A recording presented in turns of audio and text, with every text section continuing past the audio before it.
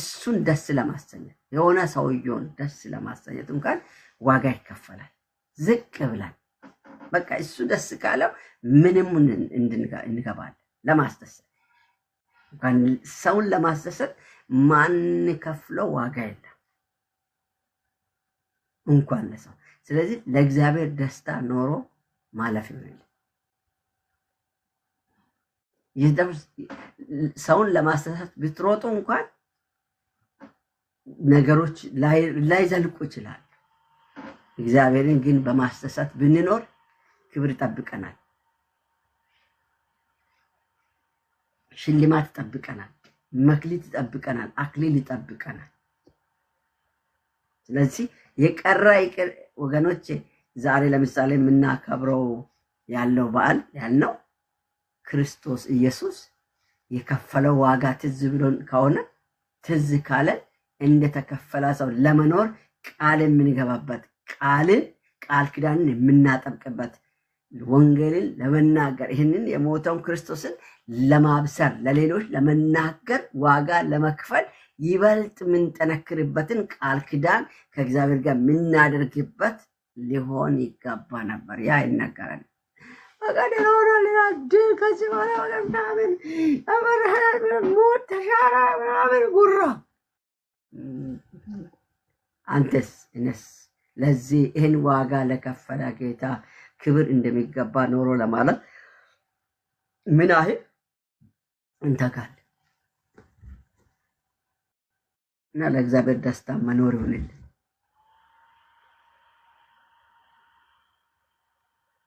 ከኖራችሁ ላይ ቀር ለማደስታ ኖር እግዚአብሔርን ደስ ለማሰኘት መኖር ብላችሁ ጻፉልኝ ከቻላችሁ እግዚአብሔርን ደስ ለማሰኘት መኖር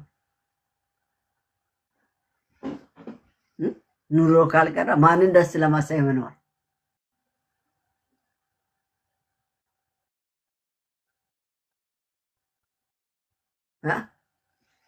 እየገባችሁ ነው ግን አይሆን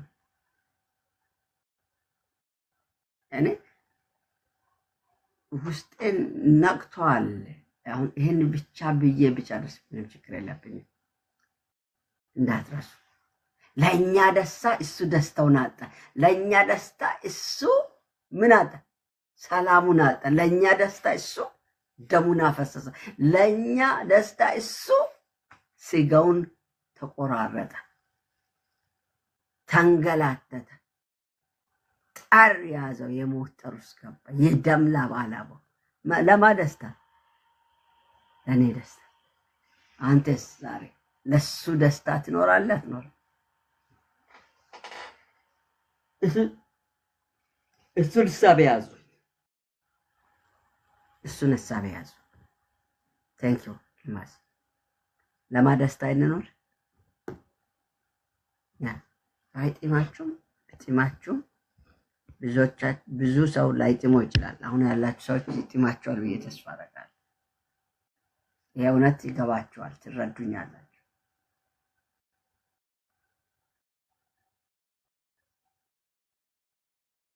በመልካም ህይወት እሱን ደስ በሚያሰኘው መመላለስ በቅድስና ህይወት መመላለስ የቅርብ ሩቁን በመውደድ ህይወት መመላለስ ያን ስናደርግ እግዚአብሔርን ደስታኛ ይሆንብናል ምናልባት የነሳብ ነገ በሰፊ አወራችኋለሁ ለአሁን ይብቃል ለእግዚአብሔር ደስታ ነው አይበቃ ያምስት ስብከት ቀላል ነው አይደል ቃሉ ምንም ላይመስላችሁ ይችላል በቃ ይሄን ሐሳብ ያዝ ነገ እንጫወታለን በጣም ስለዛ አልኩ ነው አሜን ዛኪ ተባረክ እግዚአብሔርን ደስ አድርግ ሆነን እንድናሳልፍ እግዚአብሔር ጸጋውን ያብዛላችሁ ያብዛልል አንተም ተባረክ በቃ መልካም የረፍት ቀን ይሆንልህ ሌሊት ይሆንልህ ለኛም መልካም ቀን ይሆንልህ ተባረክልኝ ቻሽ ያሬ በጊዜ ባጨራሽ ነው ወዳጆች አይበቃን ረፍትላል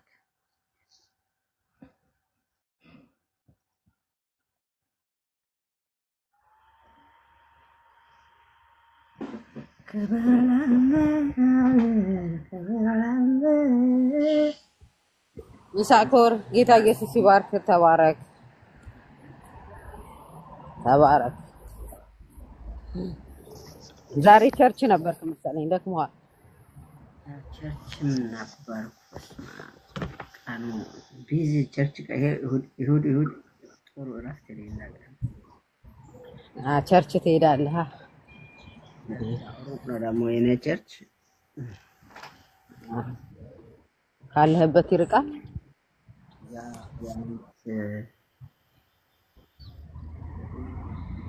ሰላሳ ማይል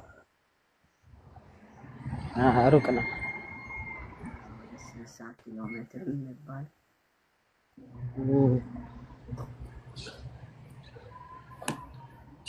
ሩቅ ነው።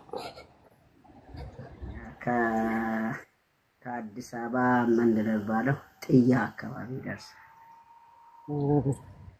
ጥያ ናታውቁን እናንተ ያላቀው ማውለ ጠራውን ስም ጥያ ባለ ጉራጌና ኦሮሚያ መካከል ያለ ሀገር ነው።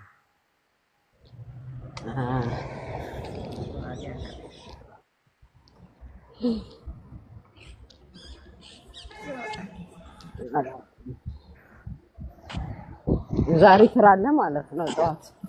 አዎ ነገ አንዳንድ ነገሮች የሚያስፈጽማቸዋል። ደግሞ ለአንድ ይዞራል።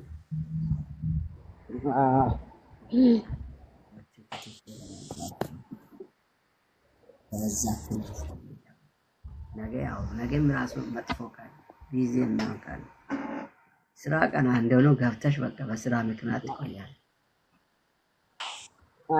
እዛ ትጠመዳለህ በቃ። ሩታ ወጣት መጣለች። ሩታ ወጣት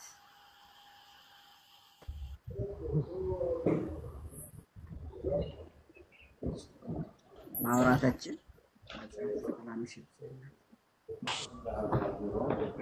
በከርተ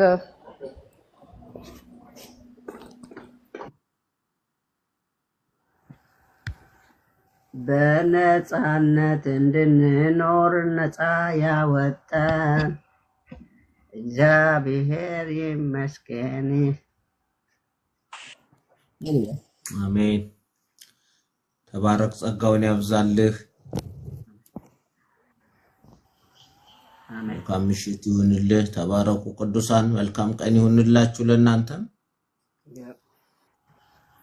አሜን። ተባረክ አንተ። ነገ እንጫወታለን። ያው ነገ ጌታ ይረዳኛል።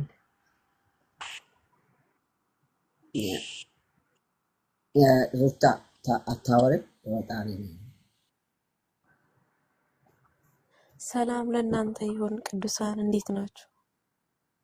እግዚአብሔር ይመስገን፣ ሁሉ ሰላም። እግዚአብሔር ይመስገን። እንኳን አደረሳችሁ ለትንሣኤ በዓል። ይሁን ባህሉ የኛ አይደለም። አንቺ እንዴት ነሽ? የት ነው የምትኖሪው? ዛሬ ነው እንደምትገቢ ወይስ ሌላ ጊዜ መጥተሻል? ዛሬ ነው የመጣሁት። ፕሮግራም ያለኝ ነው። አምልጦሻል ነገሩ። ነገ ስለሚቀጥል ችግር የለም። እግዚአብሔርን ደስ ለማሰኘት መኖር በሚለው ነው። ሰውን ደስ ለማስደሰት እንኳን እንኖራለን፣ ራስን ለማስደሰት እንኖራለን። አሁን ግን እግዚአብሔርን ለማስደሰት መኖር ይሆንልን በሚለው በዓሉ የኛ አይደለም ነው ያልከው?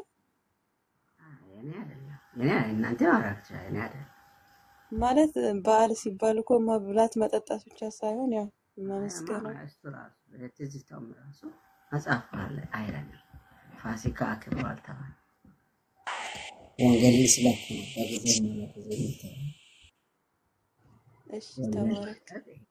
ሞትን ድል አድርጎ የተነሳውን ኢየሱስን መንገር ነው። ይሄ የኢትዮጵያ ካልቸር ይመስለኛል እንጂ መጽሐፍማ አይልም። ግን ዋናው ያው እሱን ማመስገን ነው። ውጮችም አሉ። ውጮቹም ላልተዋል። ውጮቹ እንደውም የተደበላለቀባቸው ነገር እንቁላል ሁሉ ኢትዮጵያ እንቁላል አለ እንዴ? አለ። በዓሉ ላይ አሁን እዚህ ሀገር ያለሽ እንቁላል የሚመስል ነገር ሰርቶ እዛ እንቁላል የሚመስለው ውስጥ ብር ኩኪስ ከረሜላ እየጨመሩ ለልጆች ይሰጣል። ኪንደር አሪፍ ነው። ምን እንደሆነ አላውቅም። ትርጉሙንም ለማወቅ አልፈልግም ነገሩ። ተባረኩሽ። ራሱ ፋሲካ የሚለው ትርጉሙ ኢትዮጵያውያን አልገባንም። ፋሲካ ማለት የሞተው ነፍስና ስጋ አብሮ ተመልሶ ተነስቶ አብሮ መሆን ነው። ከዛ በኋላ አብሮ ሲሆኑ ደግሞ ነፍስና የስጋ አብሮ ሲሆኑ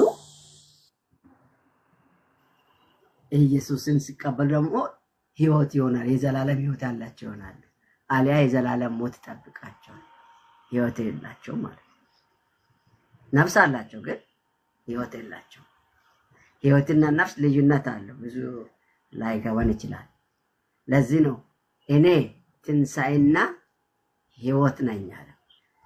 በሱ ሆነን የሞት ነው እኛ እንነሳለን። ነፍስና ስጋ ይነሳል፣ አንድ ይሆናሉ። ኢየሱስ ሲገባበት የዘላለም ህይወት ያለን እንሆናለን። ኢየሱስ የሌለው ግን ነፍስ ስጋ አለው፣ ሲኦል ይገባል። ለዘላለም እየተቃጠለ ይኖራል። እሳቱ የማይጠፋበትም ይቀጥላል። እኛ ደግሞ ክርስቶስ ስላለን እረፍት ባለበት አምልኮ ባለበት ለበጉ ወይም ለንጉስ ክብር እየሰጠን ቀና ብለን የተደፈን እንኖራለን። አምልኮ ሲባል ዝማሬ መስላቸው ልጆች እዛም ዝማሬ አለ ይላል።